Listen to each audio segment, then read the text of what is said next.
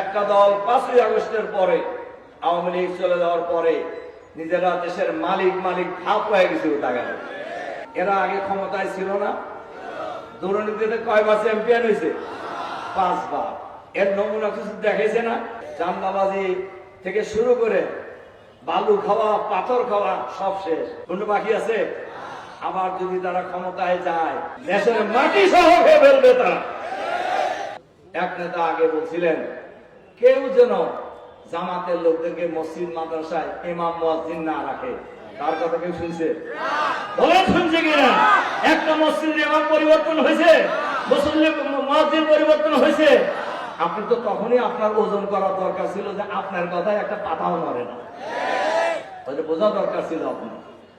সংগ্রামী ভাই এবং বন্ধুগণ, উনি নাকি জিভা কেটে নিবে, উনি মানুষকে মারবে। আচ্ছা ভাই, এতই যে পারেন, জুলাই বিপ্লবের সময় আপনি কোন জায়গায় ছিলেন?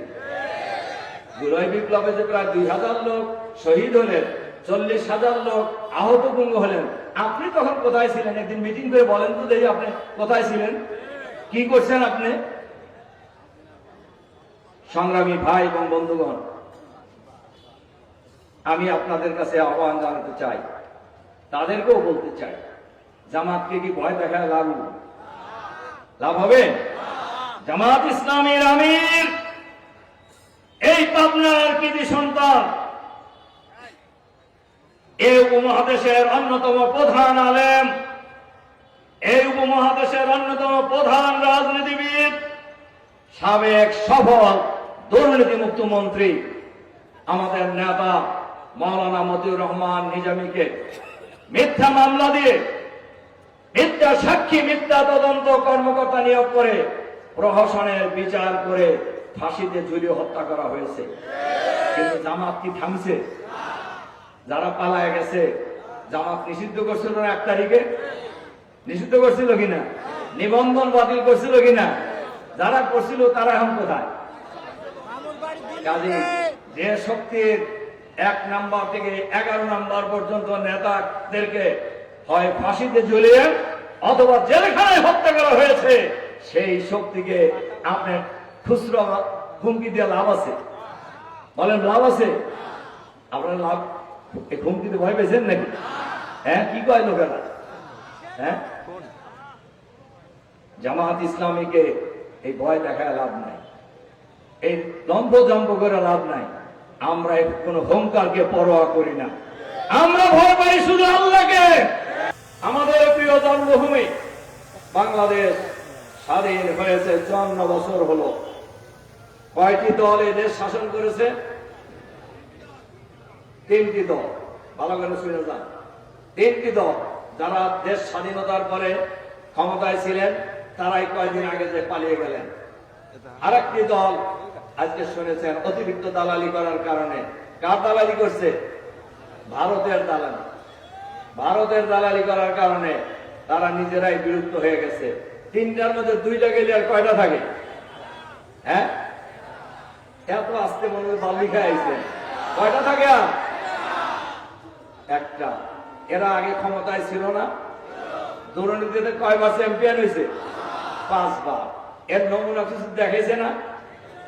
দেখাইছে কিনা? চাঁদাবাজি থেকে শুরু করে বালু খাওয়া, পাথর খাওয়া সব শেষ। কোন বাকি আছে?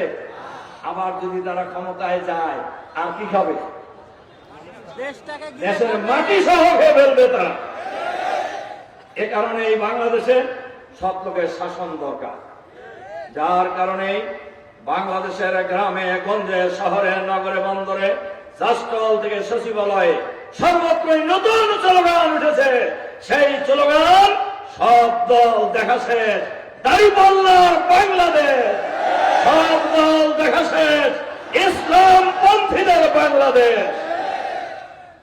এ কারণেই আপনারা দেখবেন সাংবাদিকরা রিক্সাওয়ালাকে জিজ্ঞাসা করে যে ভাই ভোট দিবেন কাক? বলে জামাত। ভ্যানওয়ালাকে জিজ্ঞাসা করে ভোট দিবেন কাক? বলে জামাত। মহিলাদেরকে জিজ্ঞাসা করে ভোট দিবেন কাক? কয় জামাত। হিন্দুদেরকে জিজ্ঞাসা করে ভোট দিবেন কাক? বলে জামাত। এজন্য কারোর কারোর একটু শরীর গরম গরম হইতেছে না? বলেন হইতেছে কিনা? একটা দল, ভালো করে শুনে যান, একটা দল 5ই আগস্টের পরে আওয়ামী লীগ চলে যাওয়ার পরে নিজেরা দেশের মালিক মালিক ভাব হয়ে গেছিল টাকা।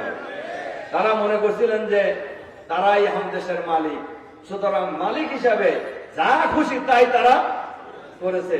কিন্তু বাংলাদেশ কি ওই জায়গায় আছে? আমরা বলি আল্লাহ তাআলা যদি আমাদেরকে এই দেশ পরিচালনার সুযোগ দেন তাহলে আমরা রাজা হব না, জনগণকে আমরা প্রজা বানাবো না, আমরা হব বাংলাদেশের জনগণের সেবক, আর জনগণ হবে আমাদের ভাই এবং বন্ধু।